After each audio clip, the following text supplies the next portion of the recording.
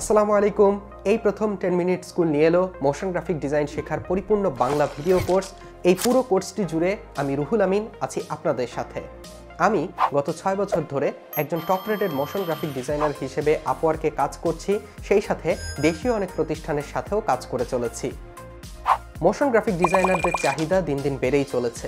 Motion graphics ও after এফেক্টসের basic ধারণা সহ এই কোর্সটিতে থাকছে রিয়েল লাইফ কিছু প্রজেক্ট, যেমন logo animation, typography animation, slide show animation, UI animation, green screen ইত্যাদি।